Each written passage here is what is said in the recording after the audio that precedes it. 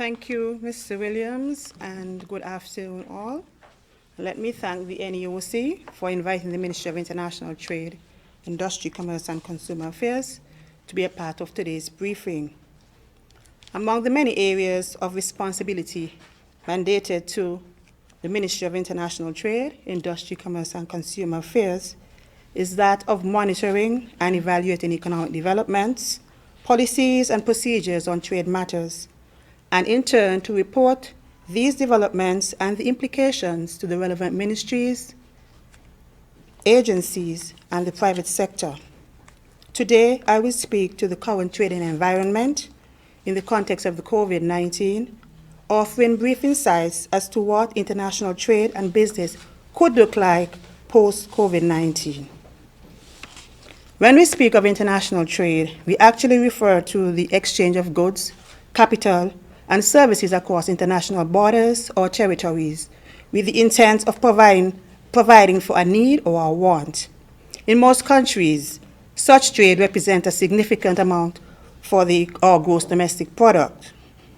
So while some of us may not necessarily be manufacturers, producers, or even service providers, we are consumers of goods and services and should be keen or interested in what is happening now in the trading environment and what could possibly happen post-COVID-19.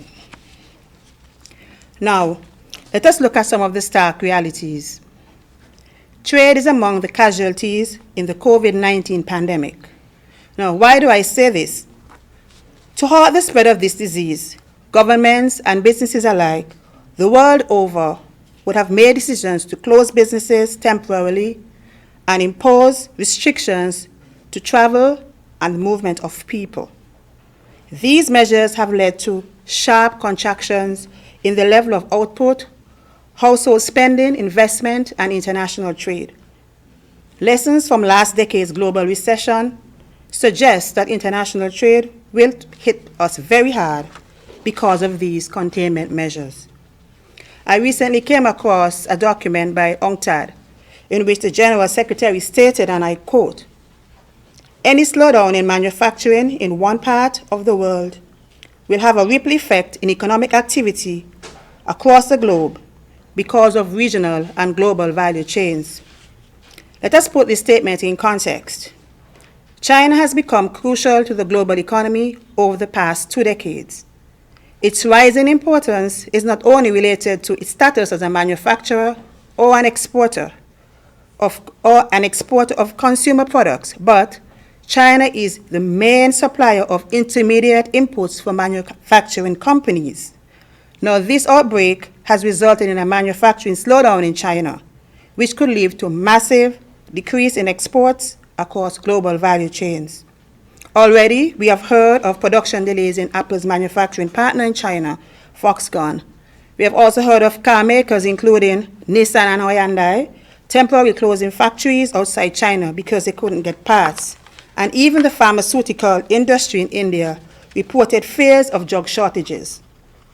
Worthy of note, and what is of tremendous importance to us in the region, is the prediction that the disruption of global supply chains due to the pandemic is expected to have significant repercussions for food security in the region.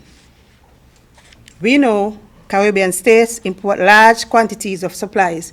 In some instances, more than 80% of food consumed come from affected countries. Around 90% of global trade is transported by commercial shipping. COVID-19 related containment measures are likely to make production as well as the distribution more challenging, especially as some of our freight carriers close or prioritize the activities towards transporting medical supplies. While all of this is happening, consumers continue to behave erratically, resorting to panic shopping or revising the entire values of material versus immaterial needs. Now, these are the stark realities of what is happening in trade. How do we respond? Even as the crisis rages, governments and businesses alike must start planning for the aftermath. On the economic front, this means laying the foundations for a strong and social inclusive recovery. Trade and international coordination, more generally, are the most important ingredients here. Let me say, while trade may not necessarily be the silver bullet, it is a valuable complement to fiscal and monetary measures.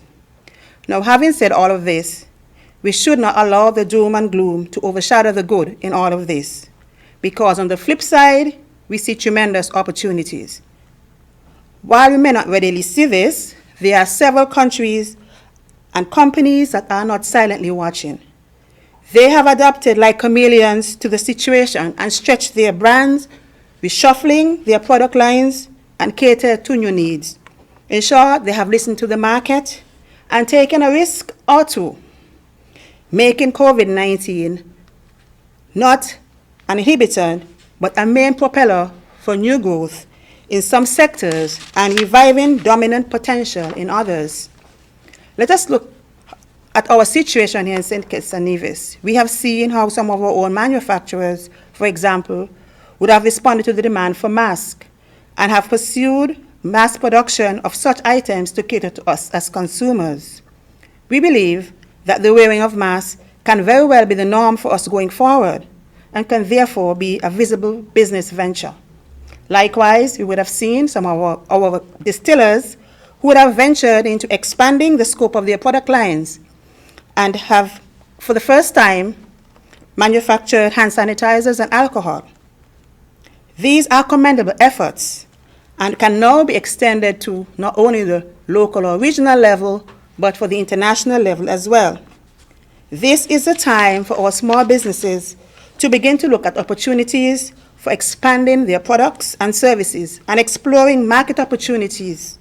It is time for business to evaluate where they must be and where they could be flexible. For example, we think that in the entertainment and gaming industry, we should encourage new ways of disseminating content and promotion of businesses. Likewise, in the healthcare and health technology, we wish to see more robust advances and bigger ventures, for example, in the area of telemedicine and online consultations. From where we sit, we are convinced that COVID-19 will force a rebirth of many industries as we all sit at home in lockdown, reassessing and reimagining modes of consumption, supply, interaction, and productivity. Now, here are a few key takeaways for a post-COVID world. 1, there is a view that the US-China trade conflict would be very prolonged, even past COVID-19. And so, with this in mind, we would want to encourage companies and businesses to look closer to home for their production, as well as to value the benefit of having alternative sources. We would go even further to advocate for more self-reliance and self-sufficiency, as much as this is possible. Takeaway 2. This crisis has impacted the world all over, including China. This points to the importance of having a clear and well-understood disaster recovery and business continuity strategy in place. While resilience must be at the forefront of every strategy, it is agility that will ensure competitiveness and the ability to respond to the unexpected. The truth is, a virus like COVID-19 can be as disruptive and destructive as any natural disaster. Our third takeaway, we strongly recommend that more businesses, and this is targeted specifically to the micro, small, and medium-sized enterprises, we are recommending that they push the technology envelope to nurture e-commerce for a post-COVID world. COVID-19 is changing the world into one that is increasingly reliant on technology, and we are satisfied that this is the way to go. Takeaway 4. Of equal importance is the observation that there must be collective action and cooperation among governments as it relates to trade policy, which could lead to a result in lowering of tariffs on pharmaceuticals, medical devices, and other services and other supplies. Such collaboration could also lend to the improvement in trade facilitation to reduce the cost of moving products and materials across borders at a quicker time. This takeaway 5, relates to us as consumers specifically. It is clear that this crisis will call a lot of outdated practices, yet many more of them will remain with us. We'll always want to travel as Caribbean people, eat out, be entertained, and to have experiences in person. But we must, however, begin to get in our minds that this may not, although this may be so, just don't expect these activities to be unchanged or to be delivered by the same means to which we have grown accustomed. In conclusion, the coronavirus is a story with an unclear ending. What is, however, clear to us is that trade must continue as millions of lives depend on it. And without trade, humanitarian work cannot take place. While the jury is still out as to the recovery of in this period, we believe that those who plan at this time, even for the worst-case scenarios, those who simulate response strategies for all possible cases, are the ones who would come out ahead of this crisis. Any sense of complacency tends to punish us in the most unlikely circumstances, which is why being prepared has always been the best line of defense. Ultimately, we should emerge from this period stronger, wiser, and more connected as a global society. Let me encourage our businesses and consumers alike to visit us at the Ministry of International Trade, whether it be for a business venture, a new idea, whether it be to determine whether or not your product is ready for export, whether it be to query a matter that relates to consumer affairs, or any matter related to trade. We are open to listening to you, and we're here to serve you, not only now at this time, but post-COVID-19. I want to thank you very much. Thank you for your attention.